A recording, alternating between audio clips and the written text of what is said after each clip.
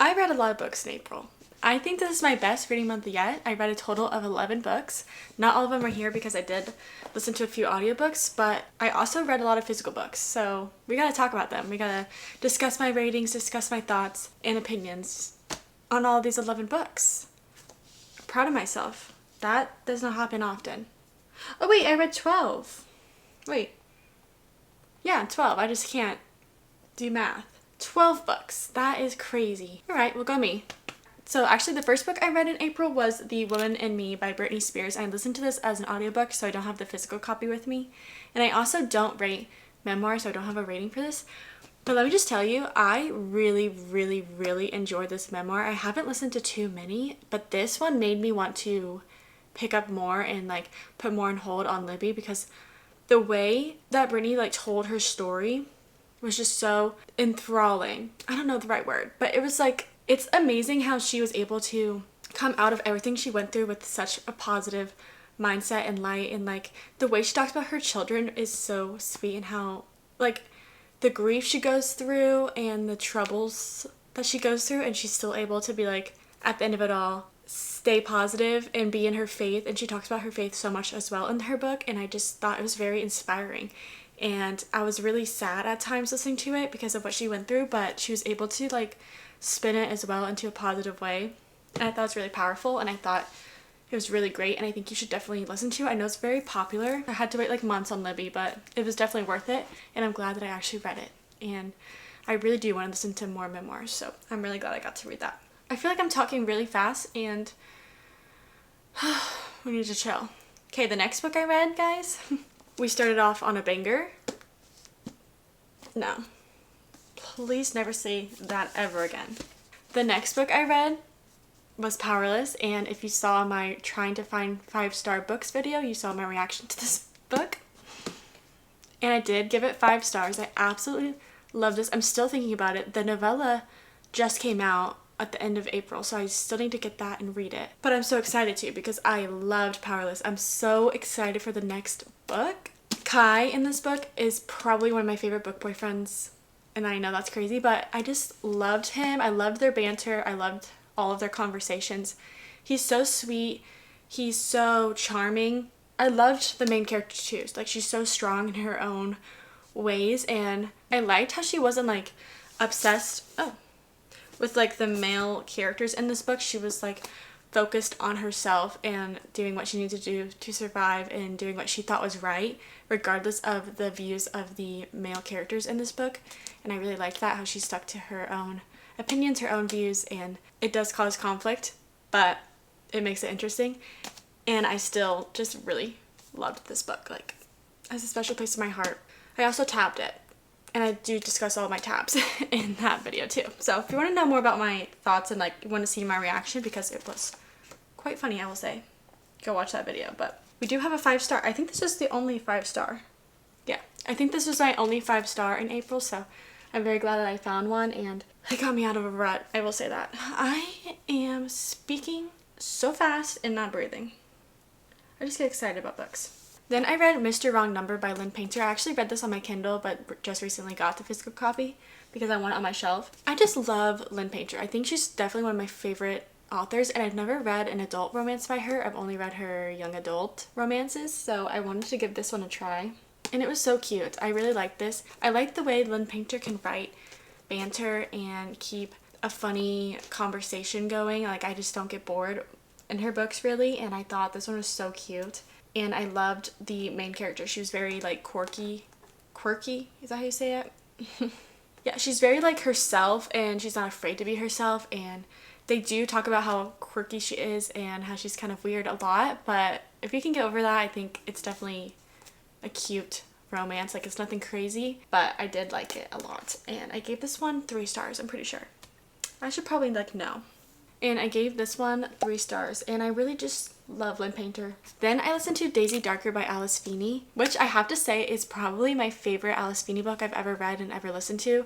I just thought like the whole premise and plot of the book was really interesting, and it was kind of giving me like, not really like Inheritance Games vibes or Knives Out vibes, but like kind of, because they're all, oh, and the guest list, it's like all those books kind of, because like they're on like this family island, and the whole family's like gathered back there. They haven't all seen each other in like a decade or something, and the grandma like calls everybody there, and she starts like reading her will, and then someone dies, and then it's like a murder mystery kind of thing. And I'll eat those books up every single time, but the way this one was just done so differently. Like, it wasn't your typical murder mystery. It is, but at the same time it isn't.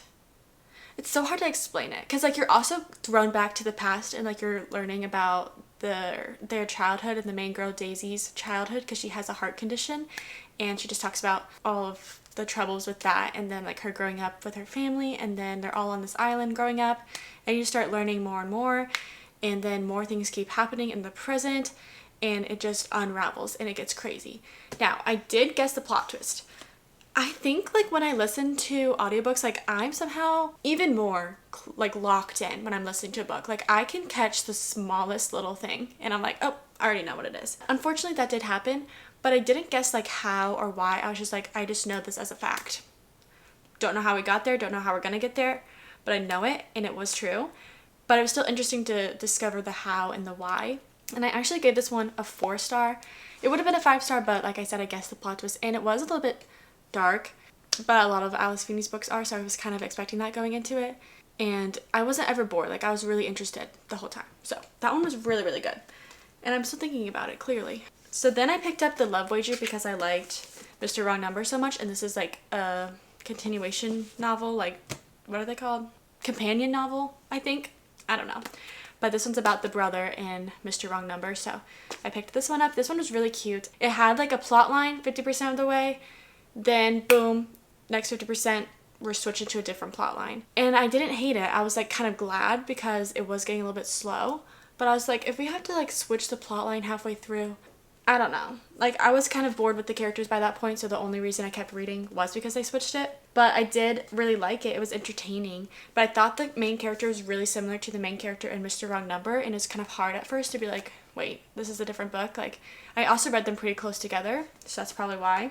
But it was still really cute. I just didn't like it as much as the Mr. Wrong Number one, and I liked the original plot for this one better than Mr. Wrong Number, because in this one, like these two people have a one-night stand and then they don't talk again, but they match on like a dating website, and then they make this wager where like, okay, whoever finds true love first gets a prize, and then they start going on dates and like talking about their dates, and they usually hang out after their terrible dates, and it's like really cute. But like I said, 50% of the way you switch to a different plot, so I don't know. But I thought it was really cute and fun still, and I gave it 3 stars. Oh my god. Then I read Behind the Net on my Kindle because I was like, I need something cute and short and sweet. Unfortunately, this book was not for me. I did not like it at all. Barely remember the book. All I really remember is the guy saying, okay, let me set the scene.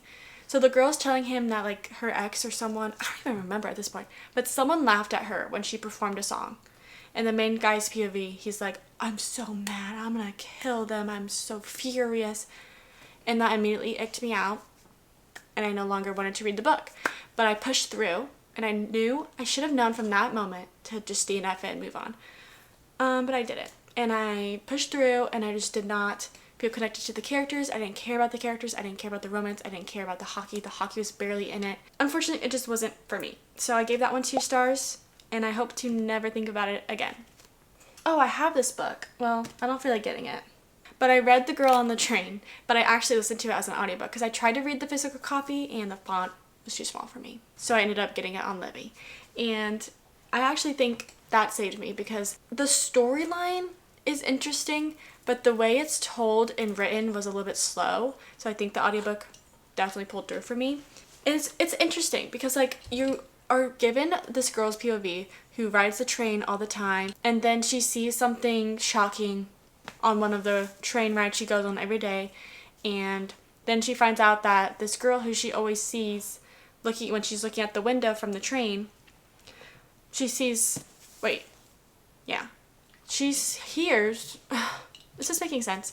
Then, like, this girl goes missing, and she's like, oh my gosh, I think I saw something that is related to this girl's disappearance, and it could be related to the case. So then she goes to the police, and she tries to tell her story. But we learn that the main character is very unreliable. She's drunk a lot. She has bad memory when she's drunk, and she's been proven to be a little bit chaotic and stuff with like things that happened with her ex-husband. So we're just not sure what to believe or what's really going on. But you're just kind of thrown into it and you just learn everything through this unreliable sort of narrator. And I thought that was interesting, but the ending just was boring to me. I was like, really? That's what it is? Really?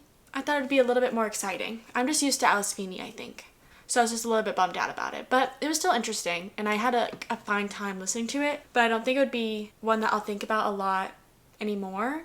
Okay, I'm so sorry if the angle changed, but my battery died, so we had to change that out. But I ended off on... Okay, hey. I ended off on The Girl on the Train. I gave that 3 stars. Hopefully, like, the footage shouldn't get messed up because my battery died, but I liked it. But yeah, nothing crazy, nothing special. I do want to watch the movie. That's irrelevant. Then I did my 24-hour readathon. So these are all the books I read in that video. So I'll just quickly give my thoughts and ratings. But if you want to hear more of my thoughts and see my reactions, then you can watch that video. But I started off with Heartless by Marissa Meyer. This has been on my TBR for a while because my sister read it like forever ago, and she gave it to me and she's like, read it, and then I never did. But then my mom read it and she was like, yeah, read this. So then I did. And it's like a Alice in Wonderland vibe kind of story. That's literally all I knew when I went into this. And I was shook by the end of it. So I don't want to say too much, but I really liked it. I loved the writing, I loved the vibes. Like, it was so whimsical, fairy tale vibes. It was perfect, and I really just loved it. Like, I thought Jess, the main character, was so funny, and the girl, she just wants to be a cute little baker and live her best life, and I loved that for her. I'm still thinking about it, and I actually gave this 4 stars because it was so good, honestly. And I read it really, really slow, but it's really thick. I'm heartbroken over it, just a little. But I do have an appreciation for a certain character in Alice in Wonderland now. And I really want to read the Lunar Chronicles series by her now. So the first one's actually on my May TBR this month. So hopefully I get to it because I really liked her writing. And I'm interested to know how I like the Lunar Chronicles series. Everyone's told me it's really good. After Heartless, I picked up The Mistake by Elle Kennedy.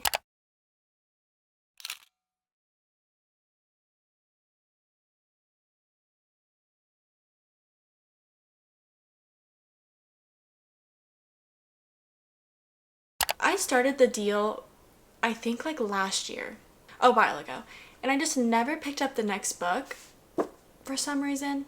Literally don't know why. I just was like wasn't in the mood for hockey romance, I guess. But why have I been not reading them? Because I read The Mistake. Don't talk about the covers, we all know I don't like them, and I loved it. Like, I had a great time. It was cute, it was fun. The guy in this book was so sweet, and he was doing all these grand gestures for her. Put a grand gesture in a book and I'm gonna love it, okay? Thoroughly enjoyed this, and I was like, this makes me want to read all of the rest of Elle Kennedy's Hockey Off-Campus series. So needless to say, I will be.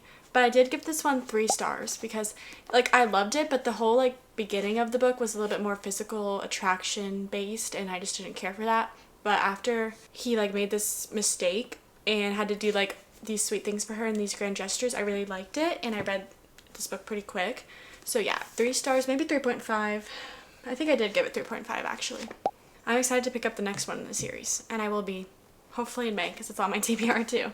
The last 2 books weren't in any reading vlogs this month, so I can kind of talk about them a little bit more and like not feel like I'm repeating myself 20 times. But I listened to Before the Coffee Gets Cold. I have the physical copy, but I ended up just wanting to listen to it, and honestly I'm glad I did because I was trying to pronounce some of these words at first, and unfortunately, I'm not good at that. So once I started the audiobook, it was like flowing a lot more, and I could understand, and I just liked the audiobook, basically. It's basically like 3 different stories in one book because it's about 3 different people, but they're all in this one cafe, so you kind of learn about other characters and other people's story, and then it's like when it's their story, you're like, oh, I already know these characters a little bit, if that makes sense. And it's about like a cafe where there is one chair where you can go back in time and visit the cafe. Like, there's lots of rules about going back in time, and one of them is you have to drink the coffee before it goes cold, or else you're stuck there, or you won't be coming back or something like that.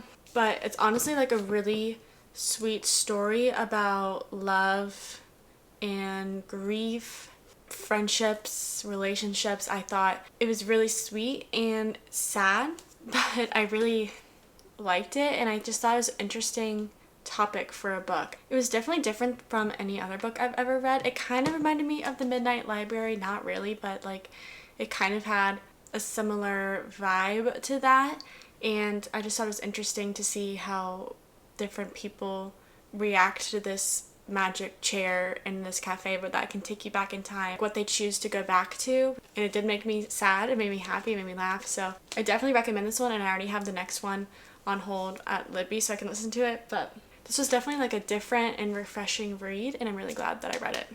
The last book I read in April was Before We Were Strangers. I did not know what I was getting into when I started this book. I mean, I kind of had an idea because it says a love-hate love story, and it's called Before We Were Strangers. So I figured it wasn't going to be like your typical cute rom-com, lovey romance, and it definitely felt like a cute rom-com at times, but other times it felt very real. Like it wasn't, like, don't go into this expecting escapism because you're not going to get that. Like it is not just a cute, fluffy romance book. Like there are definitely some heavier topics in this and like real world problems that people in a relationship go to, especially college aged people, and like that kind of hit hard for me because I am a recent college graduate, so I could see myself in the main character and I could see my boyfriend in the guy character, and it was like, oh my god, like this is a little too real. And like the struggles that they go through, my heart was aching, but at the end I was like so happy but like also crying. Like I don't know, it was so good, but it was a little bit too real for me. Like I didn't give it 5 stars. I wasn't absolutely obsessed with it, but I did give it 4 stars. It makes you feel something, and if you want to feel something, read this because it made me feel things. And I can't really say much else about that, but I'll probably be thinking about this for a while. The only thing that like was weird with me about this book is like I started it, then stopped it, started the audiobook, then stopped, and then ended up picking the physical book back up by the end of the month and finishing it. So maybe if I had read it like closer to like one sitting, or at least like a few days, like I would have felt more connected to the characters and maybe given it 5 stars. But since it took me a while to get through, I just didn't give it 5 stars. But very good. I do recommend this, and I will be thinking about this for a while. Well, that's all the books that I read this month. I'm so glad that I had a good reading month because in March I did not have a good reading month. I didn't even do a wrap up because I read like 4 books and they were all in one reading vlog. So I'm excited for May. Hopefully I'll read a similar amount. I don't know, but thank you so much for watching. I hope you enjoyed listening to my reviews. Let me know if you've read any of these. Let me know your thoughts. And thank you so much for watching, and I'll see you really, really soon in my next video.